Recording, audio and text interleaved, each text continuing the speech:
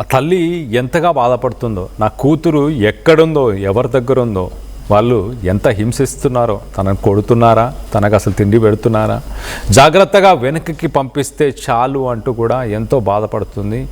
పోలీసులకి కూడా దండం పెట్టాలి, వాళ్ళంతగా వెతికే ప్రయత్నం చేస్తున్నారు అంటూ కూడా పోలీసులను ఉద్దేశించి మాట్లాడింది.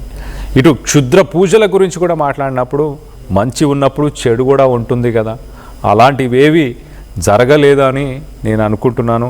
నా పాప క్షేమంగా తిరిగి వస్తే చాలు అంటూ కూడా ఆ తల్లి ఎంతో బాధపడుతుంది. మనం చూడొచ్చు, చాలామంది తల్లిదండ్రులను అనుమానించిన వ్యక్తులు కూడా ఉన్నారు. ఆ తల్లి కానీ ఆ తండ్రి కానీ అంటూ వాళ్ళు మాట్లాడిన మాటలు ఉన్నాయి. మొత్తం మీద ఆ పాపకు సంబంధించిన మరొక విజువల్ని మనం చూస్తున్నాం. లెఫ్ట్ సైడ్ బాక్స్లో చూడండి, ఇంటి పరిసర ప్రాంతాల్లోనే కూరగాయలో ఒక ఆకుకూరకు సంబంధించింది తన చేతిలో ఆ కవర్ని పట్టుకొని దారి గుండానే నడుచుకుంటూ వెళ్తుంది పాప. చిన్నగా దారి గుండానే నడుచుకుంటూ వెళ్ళి ప్రయత్నం చేస్తుంది. ఇలానే నడుచుకుంటూ తను ఇంట్లోంచి తండ్రిని వెతుక్కుంటూ మరి వెళ్ళిందా?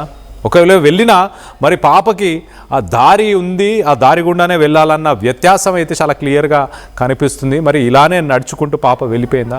ఎంత దూరం వెళ్ళగలుగుతుంది ఆ వయసులో ఉన్న పాప? చూడండి, ఎంత చిన్న అడుగులు వేస్తూ మెల్లిగా వెళ్తుంది. సో తను మహా అయితే ఒక 2-3 కిలోమీటర్ల కంటే ఎక్కువ దూరం వెళ్ళలేని పరిస్థితి. 50 ఎకరాల ఆ తోట, ఆ పామాయిల్ తోట దాటడానికే తనకి చాలా సమయం పడుతుంది. ఒక 20-30 నిమిషాలలోనే మరి ఎక్కడికి ఎలా గల్లంతైపోయింది. కొంతమంది ఏమో మేము చూసాము అంటూ ఆ అగ్రహారంకి సంబంధించిన స్థానికులు చెప్పే ప్రయత్నం చేశారు. తర్వాత ఆ చెప్పిన వ్యక్తికి మతిస్థిమితం సరిగ్గా లేదంటూ పోలీసులను స్థానికులు నిర్ధారించే ప్రయత్నం చేశారు. మొదటగా క్రూర మృగాలు ఏమైనా తీసుకెళ్ళాయా అంటే ఆ పామాయిల్ తోట మొత్తానికి కూడా ఫెన్సింగ్ వేశారు. ఎలాంటి మృగాలు కూడా లోపలికి రాలేని పరిస్థితి. అలాగే ఫారెస్ట్ శాఖకు సంబంధించిన పోలీసులు కూడా అక్కడికి చేరుకున్నారు. డ్రోన్తో పరిసర ప్రాంతాలంతా చూశారు. అక్కడ జంతువులకు సంబంధించి ఎలాంటి మూమెంట్, ఎలాంటి ఆనవాళ్ళు, ఎలాంటి వినికిడి కదలికలు కూడా ఏమీ లేకపోవడం గమనించి ఖచ్చితంగా ఇది జంతువుల పని అయితే కాదు, మూడో వ్యక్తి ఎవరో ఉన్నారు, ఆ మూడో వ్యక్తి మరి తెలిసిన వాళ్ళ, స్థానికంగా ఉండే వ్యక్తుల, ఇతర వ్యక్తుల అన్న కోణంలోనే ప్రస్తుతానికి పోలీసులు దర్యాప్తు చేస్తున్నారు. ఇన్వెస్టిగేషన్ ముందుకు తీసుకెళ్లే ప్రయత్నం చేస్తున్నారు. ఒక కిడ్నాప్ కిందనే దీన్ని పరిగణించాలి అంటూ పోలీసులు నిర్ధారించారు. దీనికి సంబంధించి మరింత అప్డేట్ తీసుకునే ప్రయత్నం చేద్దాం. మా ప్రతినిధి ప్రకాష్ అందుబాటులో ఉన్నారు. ప్రకాష్తో మాట్లాడి తెలుసుకునే ప్రయత్నం చేద్దాం. ప్రకాష్, ప్రస్తుతానికి జంతువులు అన్న విషయాన్ని పూర్తిగా పోలీసులు పక్కన పెట్టేశారా? ఖచ్చితంగా ఇది ఒక వ్యక్తి చేసిన పనే అంటూ పరిగణలోకి తీసుకొని అదే కోణంలో పోలీసులు దర్యాప్తు చేసే ప్రయత్నం చేస్తున్నారా? ఎస్ కళ్యాణ్, అంటే ఇప్పటి వరకు కూడా అనేక కోణాల్లో మొత్తం విచారణ చేస్తున్నప్పటికీ ఇప్పుడు కూడా ఎటువంటి ఆచూకీ లభించకపోవడంతో పోలీసులు అయితే ఈ కేసుని చాలా ఛాలెంజ్ గా తీసుకున్నారు. ఆ విధంగా తీసుకుని అలాగే ప్లాన్ బి అమలు చేస్తున్నట్టు ఇప్పటి వరకు కూడా జంతువులు అన్నారు, రకరకాల కొండ ప్రాంతాలన్నీ కూడా పరిశీలించారు.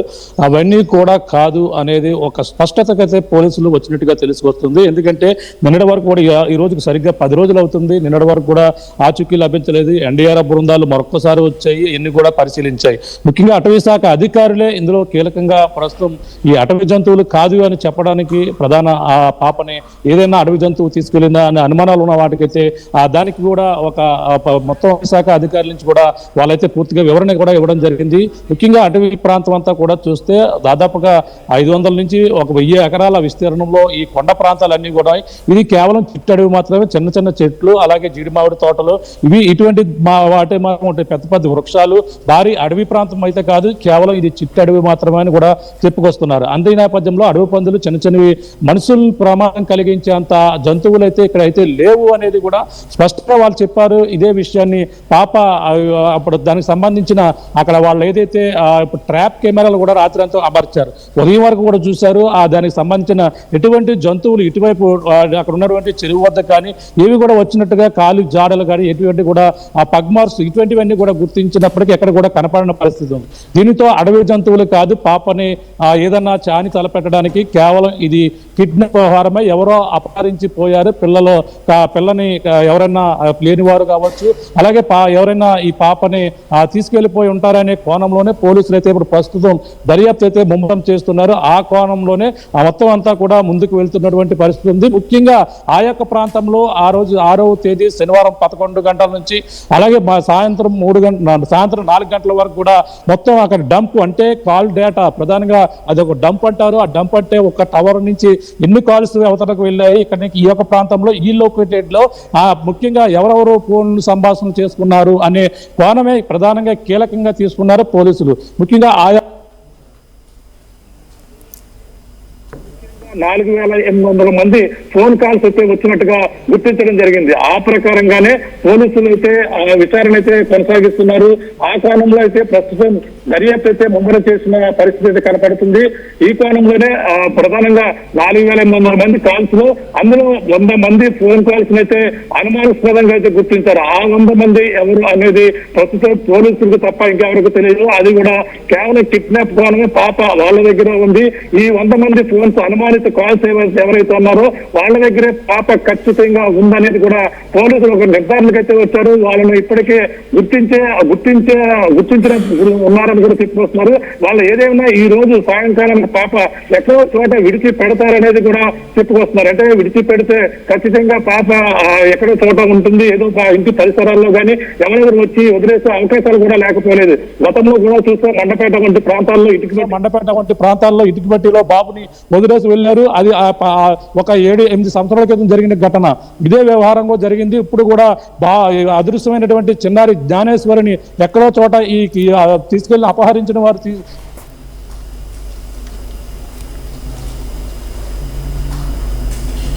కొనసాగిస్తున్నారు. అలాగే కాల్ డేటా ముఖ్యంగా అందులో కీలకంగా మారబోతుంది. ఆ కాల్ డేటా ఎవరనేది ఇప్పుడు ఆ పోలీసులు అయితే ఆ ప్లాన్ బి ప్రకారంగా అయితే అమల్లో ఉన్నది. జంతువులు కాదు పాపను తీసుకెళ్లింది. కేవలం 20 నిమిషాల వ్యవధిలో ఆ యొక్క చుట్టుపక్కల ప్రాంతాల్లో సంచరించినటువంటి కాల్ డేటాయే ముఖ్యంగా ఇందులో కీలకంగా మారబోతుంది.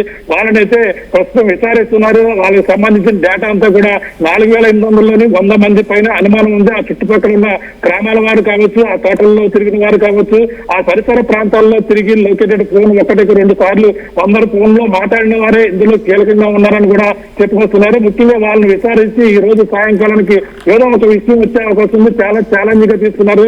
ఏపీ ఉప ముఖ్యమంత్రి పవన్ కళ్యాణ్ కూడా నేరుగా స్పందించి ఎస్పీ బిందు మాధవ్తో కూడా మాట్లాడిన పరిస్థితి ఉంది. ఒక పక్కన హోంమంత్రి అనిత కూడా దీనిపై వివరాలు కూడా తీసుకున్నారు. మరో పక్కన ఇది రాష్ట్ర వ్యాప్తంగా కూడా ఈ కేసు అయితే సంచలనంగా మారింది. ఈ నేపథ్యంలోనే పాప ఇప్పుడు ఏమైందని కూడా మెస్టరీగా ఉన్న నేపథ్యంలోనే పాప ఆచూకీ కోసం అయితే ఒక పక్కన బృందాలుగా మొత్తం అంతా కూడా గాలింపులు అయితే ముమ్మరం చేస్తున్న నేపథ్యంలోనే ఏదేమైనా ఈ యొక్క కిడ్నాప్ కోణమే ప్రధాన కీలకంగా ప్రస్తుతం ఈ కేసులో ఆ కిడ్నాప్ కోణమే ఇప్పుడు కీలకం కాబోతుంది. ఆ యొక్క పాపని అపహరించి ఎవరైతే చుట్టుపక్కల తిరిగిన వాళ్ళే దీనికి మూల కారణంగా పోలీసులు అయితే ఇప్పుడైతే భావించారు. అటవీ జంతువులు కాదు, ఏమీ కాదు, అక్కడ చుట్టుపక్కల ఎప్పటి నుంచో రెక్కి నిర్వహిస్తున్నారు. లేదంటే వాళ్ళ పాపని ఏ విధంగా అంటే ఆ గ్రామీణ తోటలో చుట్టూ ఫెన్సింగ్ ఉంది. ఎన్ని ప్రాంతాల్లో కూడా అడవి జంతువులు వచ్చే ఛాన్స్ కూడా లేదు.